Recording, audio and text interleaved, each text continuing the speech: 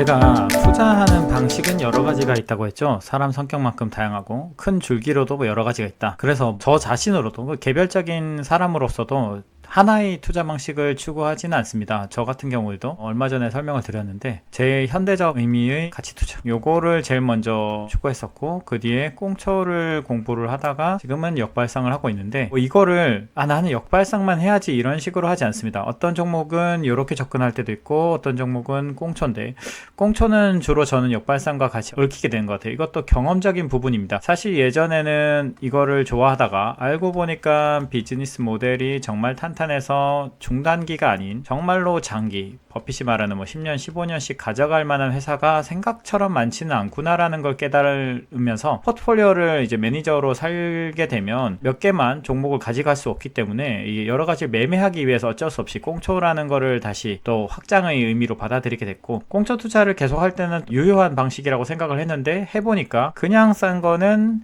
해소되는 타이밍이 생각보다 많이 늦어질 수가 있구나라는 걸 알게 됐고, 그러다 보니까 꽁초만 할 게 아니라 정말로 역발상으로 눌린 종목을 찾아야겠다라면서 이렇게 하게 됐는데, 제 투자 방식이 이렇다라는 걸 말할 게 아니라 모멘텀이나 성장 투자나 제가 여러 가지 얘기했죠. 이런 거 모든 것들이 다 관점은 달라요. 근데 공통된 게 하나 있습니다. 관점은 다르지만 유일한 공통점은 공부를 해야 된다는 건데, 되게 많은 분들이 이런 생각을 합니다. 제가 전에도 몇 번 말했는데, 장기 홀딩을 한다든지 이런 분들은 하나의 종목을 사가지고 그 종목에 대해서 팬이 된 다음에 조금의 지식 확장을 계속 해나가고 이게 트랙만 하면 된다, 그리고 나는 다른 걸 하자, 이게 되게 좋은 의미긴 하거든요. 다른 걸 하고 인생을 즐겁게 살자, 이런 어떤 흐름이 요즘에 많이 있는데, 사실 이 종목을 제가 저번에도 얘기했지만 여러 가지 종목을 비교해 봐야 얘가 가격이 너무 과하게 올라갔는지 혹은 적정한지 혹은 저평가인지 그걸 알 수 있잖아요. 그렇기 때문에 공부는 사실 필수적입니다. 내 자신의 위치를 아는 것도 중요하죠. 그러니까 사람들은 대부분 요거에 대한 디테일을 확보하는 데 좀 관심이 있는데, 그거보다는 다른 종목들하고 비교를 해서 상대적 위치를 알아야 되는데 이거에 대해서 공부를 안 하려고 하는 사람들이 있더라. 그래서 왜 공부가 필요한지, 그리고 공부를 왜 안 하려고 하는지를 고민을 많이 하다가 왜 공부를 안 하게 되는지를 한번 얘기를 해볼까 합니다. 제일 먼저 제가 생각나는 거는 몇 가지 안 되는 두세 개의 샘플을 일반화하는 것이다. 사실 더 하고 싶은 얘기가 있는데 이 얘기가 간단하기 때문에 요거부터 하고 얘기를 해보겠습니다. 이게 무슨 말이냐면, 예를 들어 테슬라 같은 종목이 있다고 치죠. 그래서 그게 2019년부터 올랐나요? 20년부터 올랐나요? 이래가지고 이렇게 쭉 올랐다. 그러면 요 샘플을 관찰하고 그 전에 이제 사례로 들만한 게 대부분 이런 걸 얘기하더라고요. 구글, 애플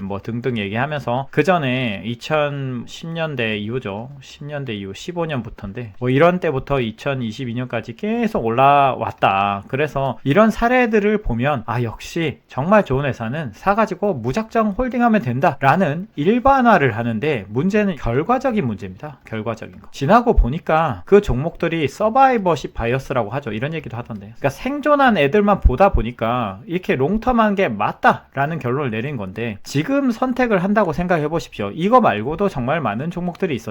그러면 다 이렇게 잘 될 줄 알았을 겁니다. 다들 투자하던 사람들은. 근데 지나고 보니까 얘네만 살아남은 거죠. 그러니까 무슨 말이냐, 과거를 보면 10개의 종목이 있으면 오른 10개를 보기 때문에 다 얘가 살아남았죠. 그렇기 때문에 이거 홀딩하면 된다라는 결론을 내리지만, 지금 만약에 검토를 한다면 100개가 있는데 그 중에 1개가 살아남는다. 그럼 내가 나머지 99개가 아니라는 보장이 있습니까? 이게 생각보다 어려운 거예요. 그냥 내가 보기에는 화려해 보이죠. 사실 예전에 많은 종목들이 다 나름의 꿈이 있었고 비전이 있었고, 그러니까 버블이 형성됐는데 그 버블들이 다 꺼진 이유는 생각처럼 내가 기대한 것처럼 회사가 잘 안 가는 경우가 많다라는 걸 인정해야 됩니다. 그래서 투자에는 항상 겸손함이 필요하죠. 겸손함이 필요하기 때문에 제가 항상 말하죠. 싸게 사는 거고, 그리고 종목을 많이 비교하는 겁니다. 왜냐? 내가 모르는 무엇인가가 있을 수 있기 때문에. 그래서 꾸준히 비교를 해서 내가 할 만큼 하고 안 되면 싸게 사는 거죠.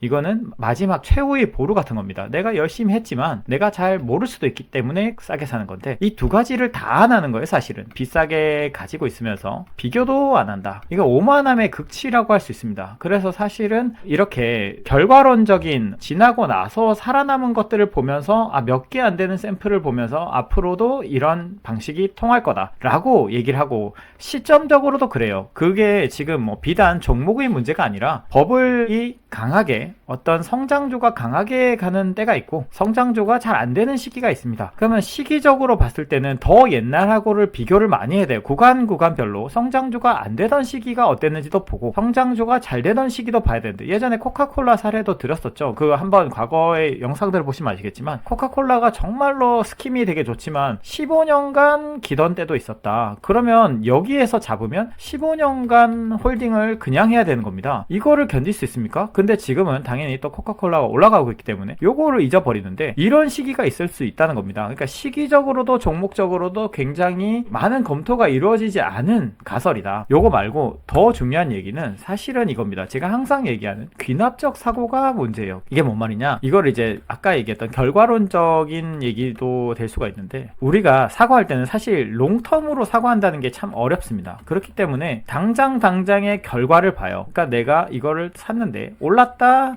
내렸으면 못했네, 올랐으면 잘했네, 이렇게 대부분 생각을 하기 때문에 이게 확률이 어떨 때는 될 수도 있는 거잖아요. 이게 확률이 항상 반반이거나 위로 많이 갈 수 있거나, 또 확률이 낮은데도 불구하고 그 일이 일어날 수도 있죠. 그렇기 때문에 이게 일어나면 내가 잘했다라는 생각을 하게 되고, 그래서 몇 번만 잘해도 나는 되게 잘한다라고 결론을 내리게 되기도 합니다. 버핏이 원숭이 얘기도 옛날에 했었는데, 원숭이가 다트를 던져가지고 막 찍어도 대충 몇 번은 맞출 수 있는 거죠. 그러니까 연달아 몇 번 맞추는 건 우연의 결과에 불과한데, 내가 이 결과만 보는 사고를 하면요, 공부를 할 생각이 안 듭니다. 왜냐면 몇 번 이렇게 찍어 맞추면 되기도 하거든요. 근데 문제는 투자라는 건 결과가 중요한 게 아니고요, 과정 중심의 사고가 필요합니다. 이게 뭔 말이냐면, 투자는 내가 하는 이 프로세스가 맞는지를 검증을 하는 거예요. 이 프로세스를 들여다봐야 됩니다. 결과를 볼 게 아니라요. 내가 투자를 했는데 실수를 했으면 이 프로세스를 고쳐 나가야 되고, 우연히 좋은 프로세스를 거쳤더라도, 좋은 과정이더라도 결과가 안 좋을 수도 있습니다. 그러면 검증을 해봐야 되죠. 내 프로세스가 틀렸나, 아니면 다른 상황이 발생했나. 이런 걸 바탕으로 내 방식을 개선해 나가는 방식을 취하다 보면 당연히 공부를 할 수밖에 없습니다. 과거를, 왜 옛날에 우리 수능 공부할 때 오답노트 만들잖아요. 오답노트 계속 쓰고 여태까지, 그리고 앞으로 투자할 때는 그거를 이제 좀 적용해서 더 진화된 방식을 쓰고 하다 보면은 결국에는 나를 붙들어 주는 거는 정말로 뎁스 있는 공부인데,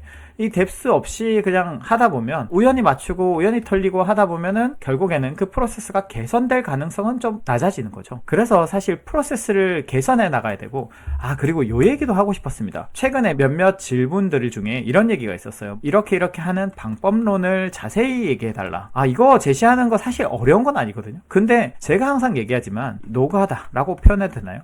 이 노가다라는 게 항상 필요합니다. 여러분들은 그냥 인사이트를 한 번에 이렇게 탁 받으려고 하거나, 아니면 정말 체계적인 무언가를 받아들여서 되게 쉽게 하려고 합니다. 왜냐면 일 자체가 옛날에 우리가 항상 효율적으로 하기 배웠기 때문이죠. 우리나라도 효율을 되게 중요시해왔고, 그런 과정에서 보니까 이게 연구보다는 개발을 중시하는 흐름을 가졌는데, 이 연구를 하는 과정에서는 당연히 노가다가 필요하죠. 인사이트를 얻을 때는 당연히 다량의 공부와 헛발질이 필요합니다. 이 헛발질을 안 하려고 하는 게 인사이트를 얻을 수 없게 된다고 생각해요. 다시 한번 얘기를 해보자면, 저는 그렇게 믿습니다. 저는 어떤 인사이트라는 게 하늘에서 뚝 떨어지는 게 아니라, 내가 정말로 어두운 곳을 이렇게 더듬더듬 거리면서 이 방식이 맞나 저 방식이 맞냐 엑셀을 정리하는 방식을 물어보기도 하더라고요. 그것도 내가 하면서 느끼는 겁니다. 제가 엑셀 방식을, 체계를 얼마나 자주 바꿨는지 몰라요. 처음에는 이렇게 해보고 저렇게 해보고, 그게 하다 보니까 최적화가 되는 것처럼 그것뿐만이 아니라 리서치하는 방식도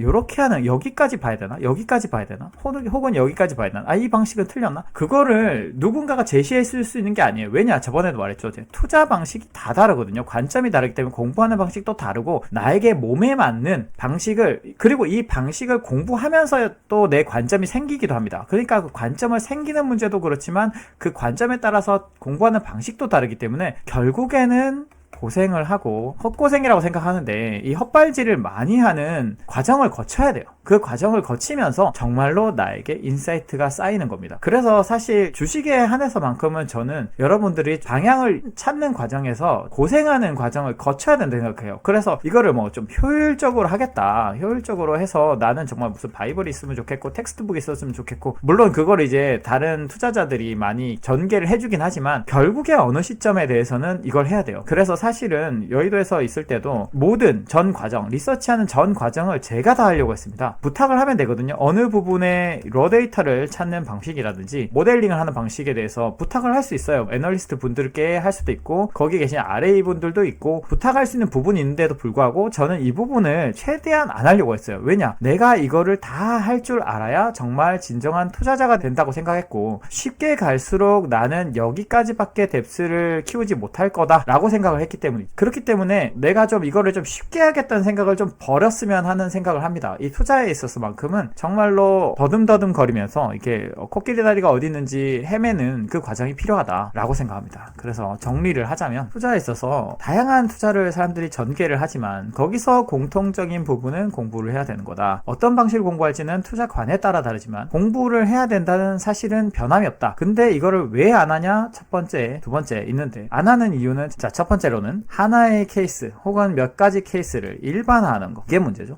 일반화해서 이렇게 올라갔으니까 내가 가진 이 종목도 이렇게 될 거다. 그러니까 공부보다는 내 인생을 살고, 자, 이거를 홀딩 하다 보면 얘가 비즈니스 모델이 좋아서 계속 잘 될 거다라고 하는데, 현재로 봤을 때 그게 잘 될 종목인지 안 될 종목인지 구분하는데도 공부를 많이 해야 되고, 다른 종목들하고 비교하면서 무엇보다 가치가 올라가는 것보다 프라이스가 올라가는 것도 걱정을 해야 되기 때문에 결국에는 다른 종목과의 비교가 필요하다. 그리고 두 번째, 과정 중심적 사고를 해야 됩니다. 이거를 안 하고 결과론적으로 사고하고 귀납적으로 사고하다 보면 최근에 나온 결과들만 믿고 그 결과에 따라서 내가 행동을 하다 보면 이게 프로세스가 개선이 될 수가 없습니다. 몇몇 케이스에 의존적으로 내가 이걸 잘했다 못했다 이렇게 생각하다 보면 프로세스가 개선이 되지 않아요. 내가 정말 잘하는 과정인지를 체크하고 그 과정을 뜯어 고치는 게 투자다. 이 얘기를 하고 싶었습니다.